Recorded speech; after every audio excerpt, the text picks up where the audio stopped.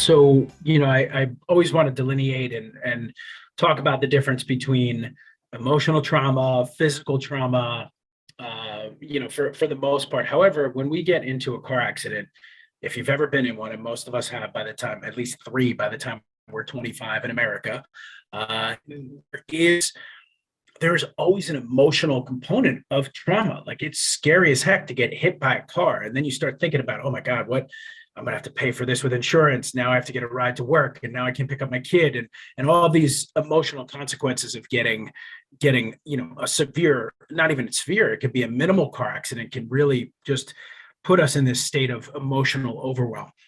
And what's true for all humans is that when we go through trauma, whether it's directly emotional, a combination of emotional and physical, or just a physical trauma, which I just alluded to, that it really, you can't have one without the other, there becomes a contraction in the diaphragm, and we hold these traumas in our body. So one of the greatest psychologists around this, and I would say researchers into trauma, is there's a couple people. There's some authors, Bessel Van, oh my goodness, I'm getting the name wrong, but it's Body Keeps the Score is the book, and also Peter Levine's work on somatic experiencing and trauma. And they talk about the animal properties of what animals go through when they're traumatized. And trauma really means that the cycle of action is not completed, and it gets stuck in our bodies. So my invitation to anyone, a car accident, that they make sure that they talk to any of their practitioners, whether they're a medical doctor, physical therapist, chiropractor. Typically, you're going to get more of a response on the emotional side from the hands-on workers, because me being one, I just know how those elements of humanity play out in the body, and I don't separate them. And so we're making sure that we're addressing these traumas actually through doing focused breath work to open up areas in the body that may get contracted due to the trauma. So I just want to urge any of the listeners out here, and the people that are following this podcast and the ideas of how to work better in life, we start life with a breath, we end life by getting rid of the breath. However, we can really live a fuller life if we're breathing fully and releasing some of the trauma that's stored in the body, especially in the diaphragm area and the lower abdomen area.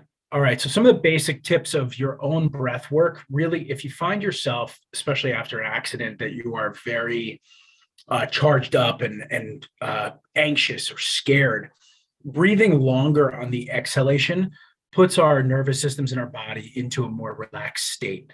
And I would find that most of us that get into these traumas, our body gets into this heightened state of awareness where, maybe getting back in the car becomes scary, or thinking about all the insurance elements and dealing with the attorney and going to the office, doctor's office, like these things have become really overwhelming and upregulate our nervous systems.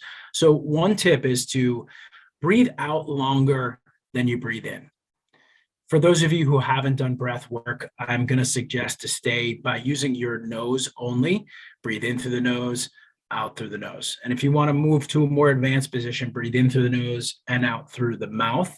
But making that exhalation a lot longer, almost twice as long as your inhalation, will put you into a more relaxed state.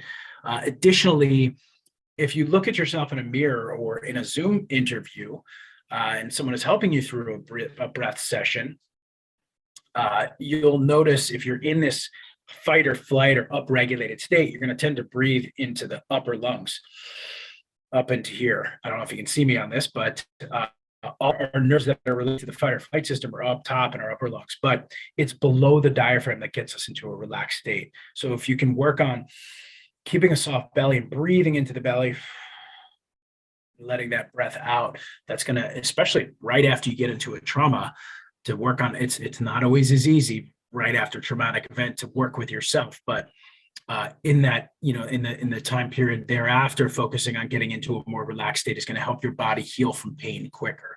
Now, for those of you who are new to this podcast, new to this world and this concept of breath work, there actually are coaches and people who can help you heal trauma through breath work, and I happen to be one of those.